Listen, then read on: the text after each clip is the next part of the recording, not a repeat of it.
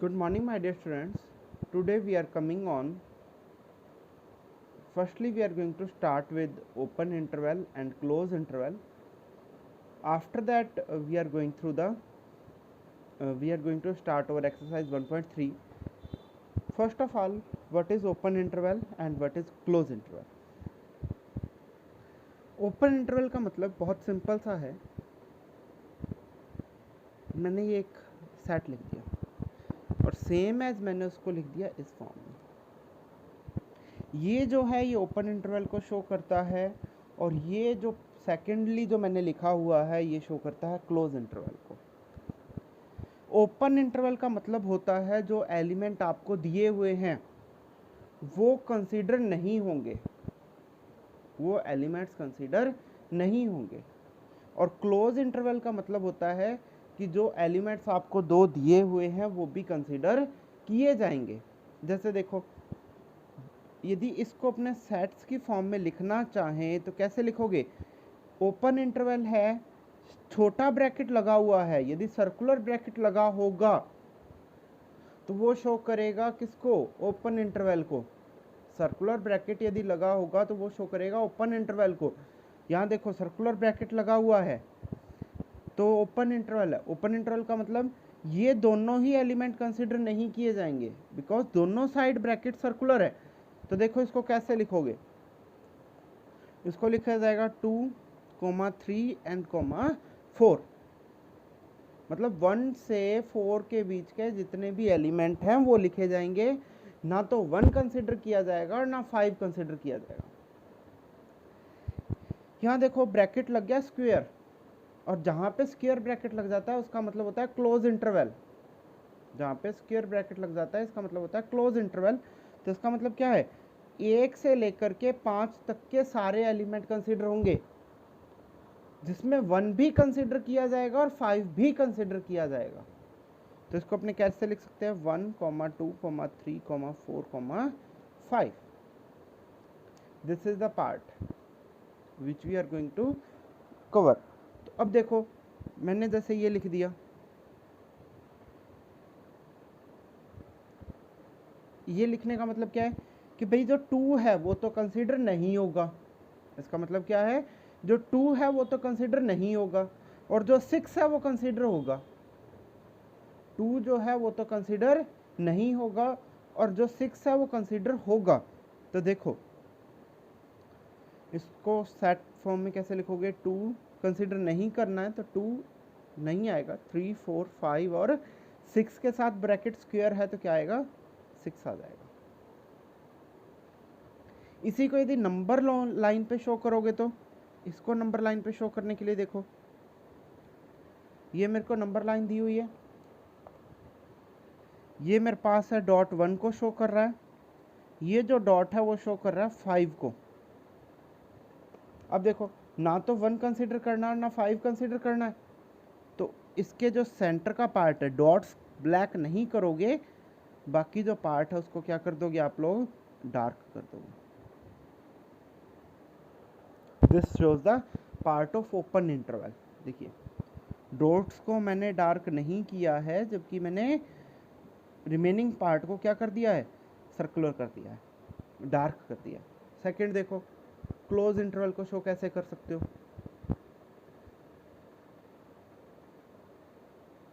Close interval को show करने के लिए 1 से 5 का है.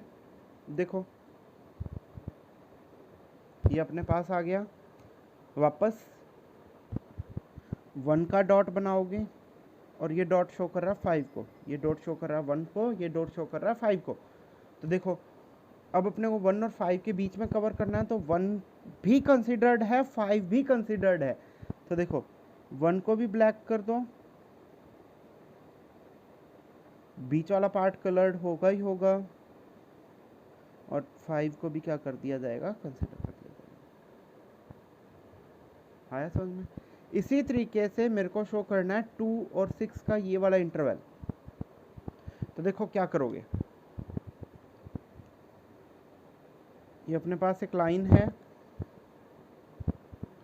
ये पॉइंट शो कर रहा है 2 को, ये पॉइंट शो कर रहा है 6 को. तो यहाँ देखो 2 कंसीडर्ड है, 6 कंसीडर्ड नहीं है, तो 2 तो एज इट इज रहेगा, 2 का सर्कल ब्लैक नहीं करोगे।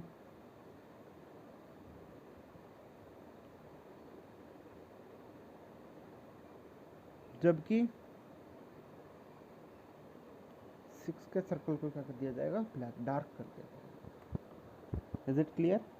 आई बात समझ में बेटा? क्या कर रहे हैं अपने यहाँ पे, कैसे नंबर लाइन्स ड्रॉ कर रहे हैं। अब देखो एक सबसे इंपॉर्टेंट पॉइंट है, ये नोट वाला पॉइंट है। जहाँ पे भी इनफाइनाइट आएगा ना, वहाँ पे ब्रैकेट सर्कुलर ही लगने वाला है। जहाँ पे भी इनफाइनाइट आएगा वहाँ पे ब्रैकेट कौन सा लगाओगे, सर्कुलर ब्रैकेट लगेगा। Is it clear to all? यदि माइनस इनफाइनाइट आ गया तब भी ब्रैकेट सर्कुलर ही आएगा। Is it clear? Now we are going to start our exercise 1.3. Exercise 1.3 का पहला क्वेश्चन देखो बेटा, वो क्या कह रहा है, make the correct statements by filling the symbols contains to और not contains to in the blank space. Contains to का मतलब क्या है और नॉट कंटेन्स टू का मतलब क्या है? कंटेन्स टू तब आता है जब कोई भी एक सेट दूसरे सेट का सबसेट है। पहले अपने डिसाइड कर चुके हैं, पहले अपने डिस्क्राइब कर चुके हैं, इस चीज़ को समझ चुके हैं। और नॉट कंटेन्स टू तब आता है जब कोई भी सेट दूसरे सेट का सबसेट नहीं है।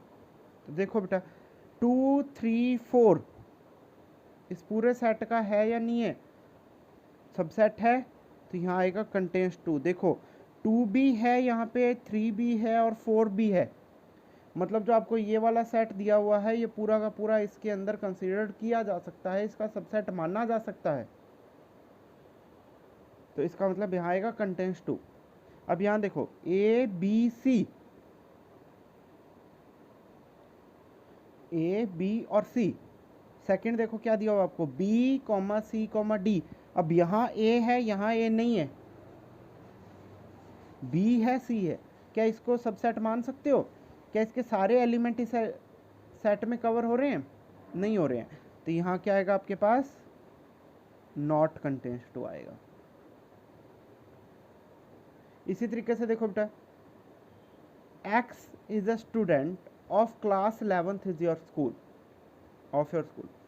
जो एक्स है वो आपके स्कूल की 11th क्लास का स्टूडेंट है।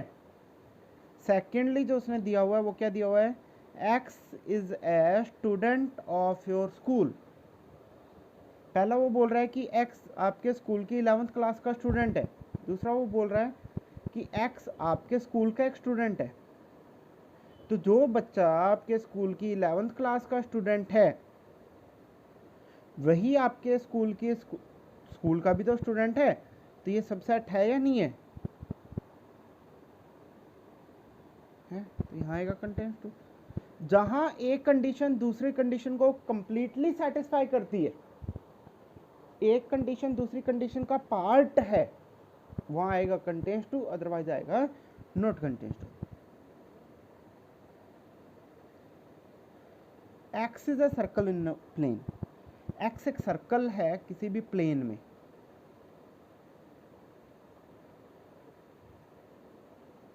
क्लियर है?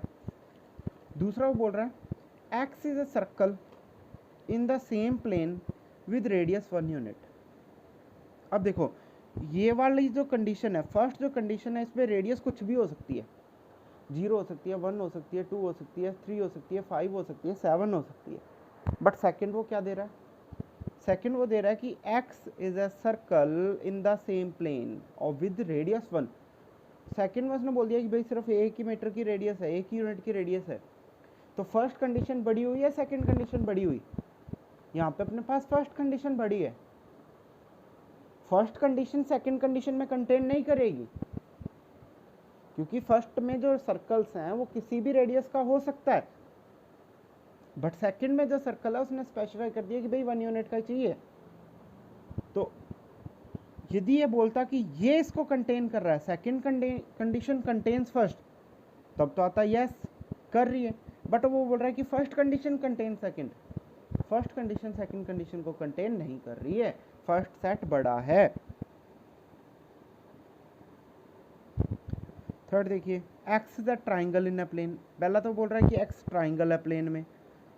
सेकंड कंडीशन वो दे रहा है X is a rectangle in the plane, X एक रेक्टेंगल है प्लेन में। बताओ दोनों का कोई रिलेशन है, दोनों को कोई लेना देना है आपस में? नहीं है, that's why it is sure है यहाँ तो। X is a equilateral triangle in the plane. पहला कंडीशन दे रहा है कि एक्स एक इक्विलेटरल ट्राइंगल है प्लेन में। सेकंड वो बोल रहा है कि X is a triangle in the plane, X जो है वो ट्राइंगल है प्लेन में। अब सारे के सारे, सेकंड कंडीशन का मतलब क्या हो गया, ट्राइंगल हो सकता है, किसी भी तरीके का हो सकता है, इक्विलेटरल हो सकता है, आइसोस्केल हो सकता है, राइट एंगल ट्राइंगल हो सकता है, किसी भी तरीके का ट्राइंगल हो सकता है।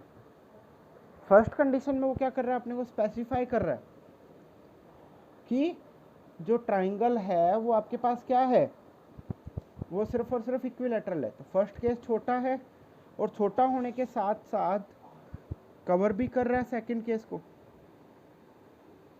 आएगा contains, X is a even natural number और X is an integer. Of course पता है कि सारे के सारे नेचुरल नंबर्स एक इंटीजर होते हैं, सारे के सारे नेचुरल नंबर इंटीजर होते हैं। तो यहाँ आएगा contains to. Is it clear guys? I think you all can understand. अब इसी कंडीशन पे अपने आते हैं, थोड़ा सा आगे बढ़ते हैं। वो बोल रहा है, इस बार उसने कंटेन्स टू और नॉट कंटेन्स टू का साइन अपने को लगा के दिया हुआ है। बोल रहा है whether the statement is true और false, A comma B doesn't contain B C A. इस कंडीशन में देखिए, अब क्या ए और बी इसका सबसेट नहीं है ना? ए भी यहाँ पे है, बी भी यहाँ पे है, तो ए बी जो है इस पूरे का सबसेट है। तो ये, बट ये तो क्या कह रहा है कि सबसेट नहीं है, तो इसका मतलब ये फॉल्स है। सेकंड देखो, सेकंड में फर्स्ट कंडीशन उसने दी हुई है कि ए कॉमा ई, और सेकंड कंडीशन वो क्या दे रहा है, X is A vowel in the English alphabet. English alphabet का वोवल होगा, तो इसको यदि मैं लिखना चाहूँ तो क्या लिखूंगा बेटा, A comma E comma I comma O comma U, ये सारे वोवल्स हैं। अब देखो, क्या ए और ई इस सेट का पार्ट नहीं है, और वो भी यही बोल रहा है, तो इसका मतलब ये क्या आएगा, यस। थर्ड कंडीशन देखिए, टू यहाँ पे कंटेन ही नहीं कर रहा, बट ये कह रहा है कि सबसेट है, तो false. Fourth condition, A is a part of this set, true. A belong to A B C, but यहाँ सेट की फॉर्म में दिया हुआ है, ए सेट इसको बिलोंग नहीं कर रहा, ए एलिमेंट इसको बिलोंग नहीं कर रहा भाई, सॉरी, ए जो है वो एज ए सेट इसको कंटेन नहीं है। यदि यही चीज इस तरीके से लिखी होती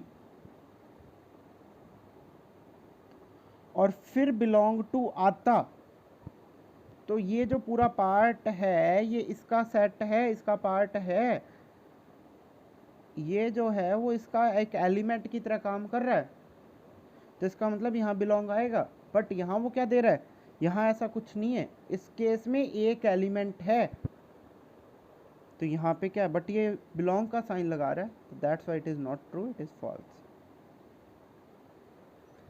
x is an even natural number less than 6। X एक इवन नेचुरल नंबर है जो 6 से छोटा है, मतलब 2 और 4। सेकेंड केस देखिए, X is a natural number which divide 36, जो 36 को डिवाइड करता है। 36 को देखो 2 डिवाइड करेगा, 4 भी डिवाइड करेगा, 6 भी डिवाइड करता है, 12 भी डिवाइड करता है। देखो क्या पूरा पार्ट है, क्या सारे के सारे एलिमेंट फर्स्ट के सेकंड में हैं? यस हैं, तो यहाँ पे क्या आएगा, ट्रू। आया बेटा समझ में? Have any problem? I think you all can understand this part. Now we are coming on next part, question number 3.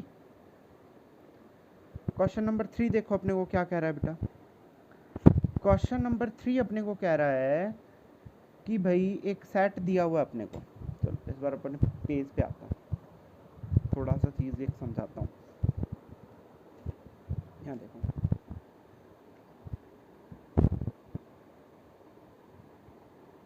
अपने को उसने कुछ इस तरीके से दिया हुआ है। कंडीशंस पे बात करनी है मेरे को, सिर्फ इन्हीं 3 कंडीशन पे बात करनी है, क्योंकि ये 3 कंडीशंस ही इम्पोर्टेंट है। बाकी तुम आती हैं, बाकी तुम कर लोगे, बट बताऊंगा ज़रूर। देखो बेटा, इस सेट में जो आपको ऊपर सेट दिया हुआ है एज ए यूनिवर्सल सेट, देखो इस सेट में ये जो अपने को सेट दिया हुआ है, यहाँ पे ये जो 3,4 है वो एक कंबाइन एलिमेंट की तरह काम कर रहा है। ये जो अपने को ब्रैकेट में दिया हुआ है सेट की फॉर्म में, ये जो सेट है 3,4 का, ये इस पूरे के लिए एक एलिमेंट के लिए की तरह काम कर रहा है। ये एक ऐसा एलिमेंट है जो इकट्ठा है, जिसको आप ब्रेक नहीं कर सकते। जैसे अपने एक एग्जांपल लेते हैं, आपकी क्लास के कोई भी 2 स्टूडेंट हैं, वो हमेशा साथ बैठते हैं, वो कहते हैं कि भाई हम बैठेंगे तो साथ बैठेंगे, जाएंगे तो कहीं पे साथ जाएंगे, अदरवाइज हम कहीं नहीं जाएंगे। तो वो जो स्टूडेंट्स है वो आपकी क्लास में एज ए सेट काम कर रहे हैं, वो दोनों मिलके आपकी क्लास का एलिमेंट हैं। तो इसी तरीके से जो ये 3,4 है ना, ये इसका एक एलिमेंट है। ये इसका क्या है, एक एलिमेंट की तरह काम कर रहा है, जिसको ब्रेक नहीं कर सकते। तो इस 3,4 के लिए कंटेन्स आएगा या बिलोंग टू आएगा? भाई 3,4 यदि एलिमेंट है ए का, तो बिलोंग टू आना चाहिए। दैट्स इट इज ट्रू है। यहां उसने कंटेन्स लगा लिया। क्या ये एक सबसेट है? क्या ये सबसेट तब बनता है जब यहाँ पे ये डबल ब्रैकेट लगाएगा। यदि ये डबल करली ब्रैकेट्स लगा दे 3,4 पे, तो ये बन गया कि वो कह रहा है कि ये जो सबसेट है। बट ये जो 3,4 है, ये सिर्फ और सिर्फ एक एलिमेंट है, ना कि एक सेट है, ना कि एक सबसेट है। ये जो पार्ट है ये सिर्फ और सिर्फ एलिमेंट को शो कर रहा है, और कभी भी एलिमेंट को कनेक्शन शो करने के लिए सेट के साथ कंटेन्स टू नहीं आता है। तो यहाँ आएगा फॉल्स। रीजन क्या लिखोगे? रीजन अपने लिखेंगे 3,4 work as an element and four elements belong to is there. मतलब उसके लिए क्या आता है? बिलोंग टू आता है, ना कि उसके लिए कंटेन्स टू आता है। अब ये देखो, अब इस केस में उसने सबसेट की फॉर्म में दे दिया इसको। इस केस में उसने अपने किस फॉर्म में दे दिया? सबसेट की फॉर्म में दे दिया। अब यदि ये सबसेट की फॉर्म में दे दिया तो ये ट्रू है। सबसेट कैसे पता चला कि ये सबसेट है? ये एक एलिमेंट की तरह काम कर रहा था, उसने उसी एलिमेंट को करली ब्रैकेट्स में लिख दिया। और जो अपने किसी भी एलिमेंट को करली ब्रैकेट्स में लिख देते हैं तो वो किसकी तरह काम करता है? एक सबसेट की तरह काम करता है। May I think you can understand this part. If you have any problem in this part, and call me. Now we are coming on this question, remaining parts of the question. अब देखो fourth में देखो, 1 belong to ए। 1 ए का एक element है, yes है। इसका मतलब यहाँ क्या आएगा? I represent T for true and false के लिए एफ शो करूँगा, तो टी है। क्या 1 कंटेन कर रहा है? यदि वो 1 के साथ ब्रैकेट लगा देता, करली ब्रैकेट, तो यहाँ कंटेन्स 2 आता। बट यहाँ तो वो क्या कर रहा है? 1 एज ए एलिमेंट शो कर रहा है। 1 एज ए एलिमेंट है यहाँ पे, ना कि सेट की फॉर्म में दिया हुआ, तो कंटेन्स 2 नहीं आएगा। Same reason as a first. 1, 2 और 5 एक सबसेट है, यस है। 1 to 5 बिलोंग टू ए, नहीं। अब देखो 1 to 5 बिलोंग टू तब लगाया जाता जब यहाँ करली ब्रैकेट्स ना होते।